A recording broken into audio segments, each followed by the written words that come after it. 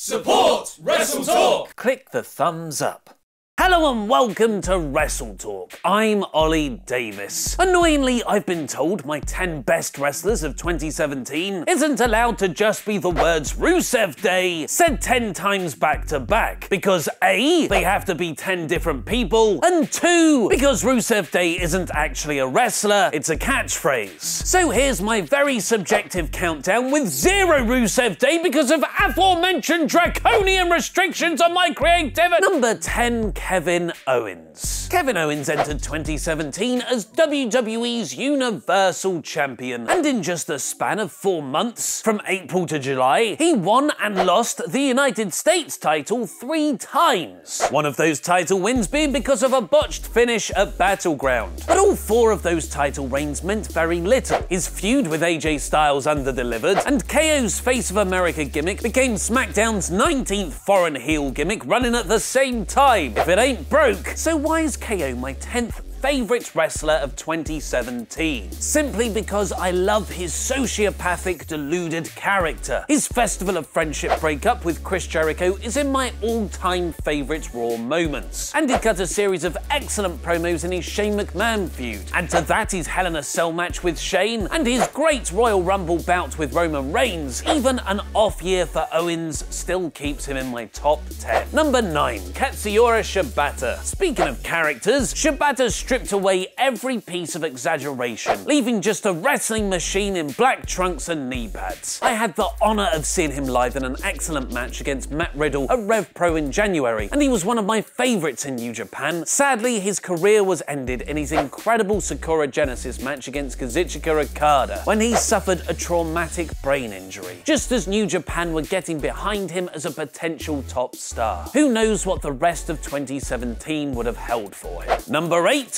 Pete Dunne. Pete Dunne kicked off his first year in WWE with losing the final match of the inaugural UK tournament, which is a testament to the guy's presence. After those 2 nights, fans were chatting more about him than the tournament's winner Tyler Bate. He's been a lurking presence on NXT and the UK Indies since, perfectly portraying his bruiserweight character, somehow both completely engaging and utterly deplorable, just like the man everyone compares him to, William Regal. Number 7, Brock Lesnar. Brock Lesnar? What are you talking about, Ollie? He half-asses his matches. He's never around. He can't cut a promo to save his life. I somewhat agree with you, stereotypical 1920s New Yorker. I just think those last 2 actually work in his favour. Lesnar is on a different level of star appeal from the rest of the roster, and it's precisely because he's treated like a star attraction. He's not on TV every week winning competitive matches against Bo Dallas. He's saved for the big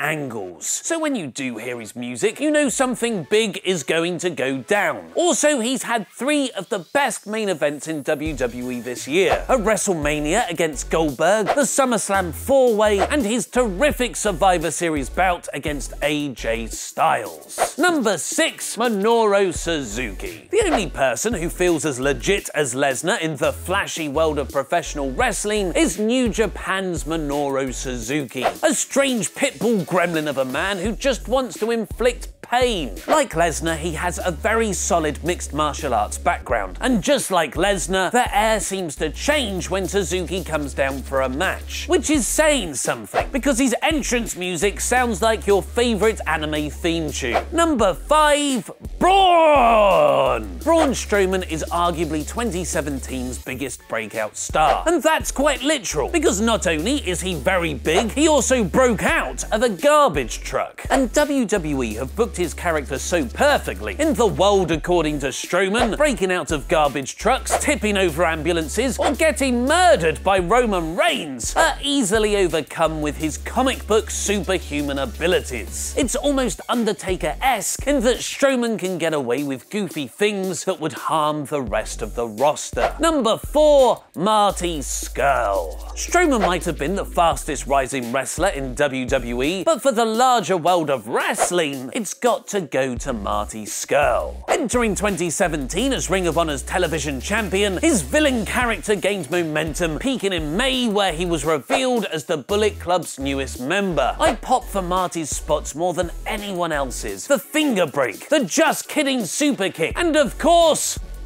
chicken wing. I'm unashamedly a Villain Club fanboy. Number 3, AJ Styles. AJ had a very good start to the year, having a 5-star rated match against John Cena at Royal Rumble, and then having a pretty great wrestling match, no gimmicks allowed, against Shane McMahon of all people at WrestleMania 33. He closed it just as strong, putting on great pay-per-view matches against Finn Balor and Brock Lesnar. In fact, AJ would probably be number 2 if it wasn't for all those months in the middle, stuck in that disappointing feud with Kevin Owens. I blame it on Jinder Mahal. AJ's dark months coincide with Jinder's WWE Championship reign. Styles should have been at the top of SmackDown's card because, yes, I am going to say it, he's phenomenal. Number 2, Kenny Omega. The majority of what I knew about Kenny Omega coming into 2017 was what Jim Cornette yelled at me in podcasts. But enjoying his match against the 9-year-old girl didn't prepare me for what would happen on January 4th. I fell in love. After his 6-star match against Kazuchika Okada at Wrestle Kingdom, I became obsessed with Omega, thinking he was the coolest guy on the planet. I'd watch his old matches, I'd play his entrance music on repeat, I'd even cut promos like him in the bathroom mirror. Don't act like you didn't! And then he went on to have a year of either very fun or incredible matches. His second and third encounters with Okada, his G1 matches with Naito and Suzuki, there are too many to mention. And when he wasn't putting on classics, he was entertaining with his very fun Bullet Club shenanigans, an incredible all-round wrestling performer. Number 1, Kazuchika Okada. But my best wrestler of 2017 goes to Kenny's arch nemesis, the next level Kazuchika Okada. He's quite comfortably the best wrestler on the planet, which is insane considering all the talent around. His 3-match series with Omega, the Shibata match, his 40-minute performance art piece with Suzuki, he's got the best dropkick in the business. His selling and match structure is impeccable, and he's not just told stories in his matches,